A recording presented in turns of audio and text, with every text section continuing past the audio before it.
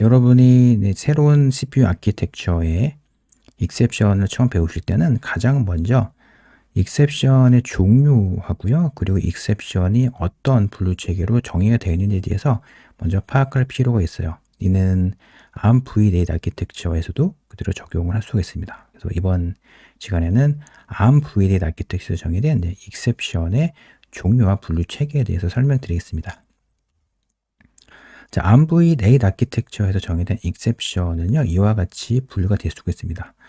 자, 가장 먼저 왼쪽에 있는 부분부터 설명을 드릴게요. 여기 보면 익셉션 타입이 있고요. 그리고 여기 보면은 익셉션의 종류가 있고, 그리고 익셉션 유발 인자가 있습니다. 여러분들이 이제 ARM v7 아키텍처에서 익셉션을 먼저 배우셨다면, 익셉션 하면은 가장 먼저 떠올리시는 익셉션이 프리패치 오버트 익셉션, 그리고 데이터 오버트 익셉션이 있죠. 그리고 undefined instruction exception이 있습니다. 근데 해당 익셉션이 ARM v8 아키텍처에서는 보이지가 않죠. 네, 이런 관련된 좀 프리패치 오버트라든가 데이터 오버트와 같은 메모리 오버트를 유발하는 이런 익셉션 같은 경우는요, ARM v8 아키텍처에서는 synchronous exception으로 분류가 됩니다. 자, 그리고 ARM v7 아키텍처에서는 IRQ 인터럽트 그리고 FYQ 인터럽트도 익셉션의 한 종류였죠.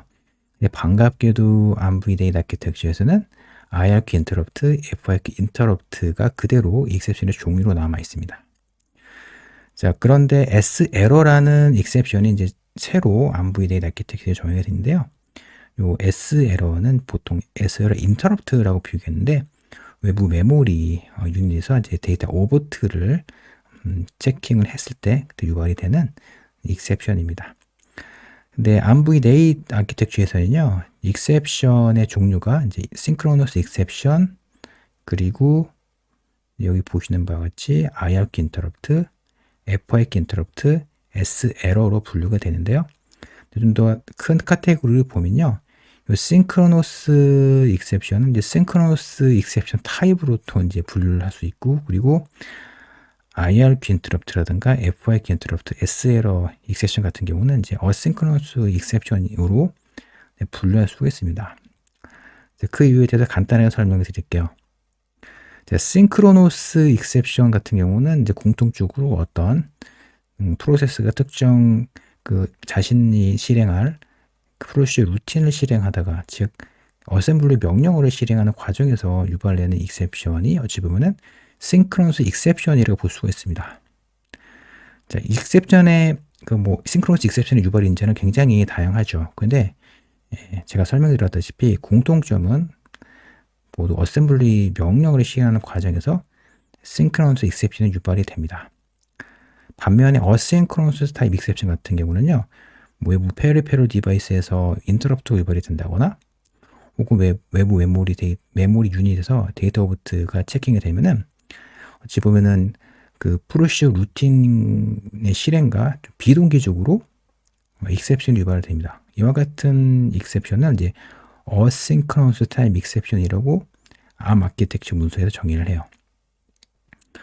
synchronous와 이제 asynchronous 익셉션의 이제 차이점을 제가 여러분께 비유를 들어 설명드리면요, 여러분이 이제 어떤 아이디어를 내기 위해서 계속 고민을 해요. 고민을 하고 계속 브레인스토밍을 하고 고민을 해요.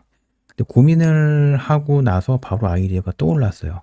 이와 같은 상황을 이제 synchronous라고 볼 수가 있죠. 왜 그러냐면 고민을 계속 하다가 그 결과로 이어서 어떤 답이 나왔기 때문이죠. 근데 asynchronous 같은 경우는 여러분이 어떤 아이디어를 떠올리기 위해서 계속 브레인스토밍을 하는데, 브레인스토밍을 해도 아이디어가 떠오르지 않아요. 아이디어가 떠오르지 않아서 그냥 산책을 하게 되는데, 산책하다 갑자기 여러분이 고민했던 아이디어가 딱 떠올라요. 이런 상황을 asynchronous라고 보시면 됩니다. 크게 보면은 ARM v8 아키텍처에서 정의된 익셉션은요, synchronous와 asynchronous로 분류할 수가 있습니다. synchronous 같은 경우는 공통적으로 어셈블리 명령어를 실행하는 그 과정에서 유발되는 익셉션이라고 볼 수가 있고요. asynchronous 타입 익셉션 같은 경우는 어떤 명령어를 실행하는 어떤 순차적인 실행 흐름에 따라서 실행 흐름으로 유발되는 익셉션이 아니라 외부 인터럽트라든가 외부 메모리 유닛에서 데이터 오버트를 체킹하게 되면은 어싱크로너스 타입 익셉션들이 유발된다고 볼 수가 있습니다. 이렇게 AMV8에서는 익셉션의 분류 체계를 이렇게 정리할 수가 있는데요. 이 중에서 싱크로너스 익셉션에 대해서 좀 더 자세히 설명을 드릴게요. 싱크로너스 익셉션 같은 경우는 사실 SVC 명령어를 실행해도 싱크로너스 익셉션이 유발이 되게 되고요. 그리고 데이터 오버트를 유발을 하게 되는 어셈블리 명령어를 실행을 해도 싱크로너스 익셉션이 유발이 돼요. 그러니까 ARMv7 아키텍처에서는 이제 각각 SVC 명령어를 실행하게 되면 이제 슈퍼바이저 콜 익셉션이 유발이 됐죠. 그리고 데이터 오버트를 유발하는 어셈블리 명령어를 실행하게 되면 이제 데이터 오버트가 유발이 됐어요. 근데 ARMv8에서는 이제 싱크로너스 익셉션으로 유발이 됩니다.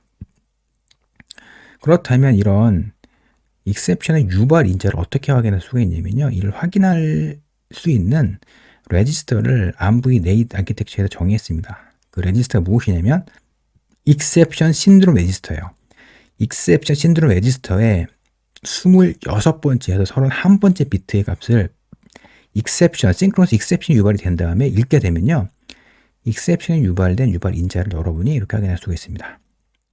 그러니까 여러분들이 메모리 오버트라든가 어떤 소프트웨어적으로 어떤 오류가 있어서 이런 싱크로너스 익셉션이 유발이 된 상황에서는 익셉션 신드롬 레지스터 ESR이라고 부르는 이 레지스터를 읽게 되면은 익셉션이 발생한 유발 인자를 알 수가 있기 때문에 이 익셉션 신드롬 레지스터에 대한 정보를 여러분이 꼭 파악을 하실 필요가 있습니다. 나머지 IRQ 인터럽트라든가 FIQ 인터럽트 같은 경우는요. 약간 ARMv7 아키텍처 시절과 약간 차이점이 있어요. 그게 무엇이냐면 ARMv7 시절에는 그러니까 IRQ 인터럽트와 이제 FIQ 인터럽트를 정의했는데 FIQ 인터럽트는 우선순위가 높은 IRQ라고 정의를 했는데요. 근데 ARMv8으로 넘어오면서 IRQ 인터럽트는 이제 non-secure 인터럽트, 일반적으로 리눅스 커널이라든가 기본적인 RTOS에서 받아 처리하는 인터럽트를 IRQ 인터럽트로 익셉션을 처리를 하게 되고요. 근데 secure 인터럽트를 FIQ 인터럽트로 사용해서 정의를 해요. 그러니까 여러분이 그 트러스트존 아키텍처에서 non-secure 월드와 secure 월드가 있는데 secure 월드로 FIQ가 트리거 돼서 이를 처리를 한다고 보시면 됩니다. 이 일을 위해서는 인터럽트 그룹에 등록을 해야 되는데요. 좀 더 자세한 내용은 인터럽트 컨트롤러와 관련된 세부 스펙이 정의된 GIC 제너럴 인터럽트 컨트롤러 강의 섹션에서 더 자세히 설명드릴 예정입니다. 그리고 ARMv8 아키텍처에서 새롭게 추가된 S에러 익셉션 같은 경우는 외부 메모리 유닛에서 데이터 오버트를 감지했을 때 유발이 되는 익셉션입니다. 여기까지 ARMv8 아키텍처에 정의된 익셉션의 분류 체계에 대해서 설명드렸습니다.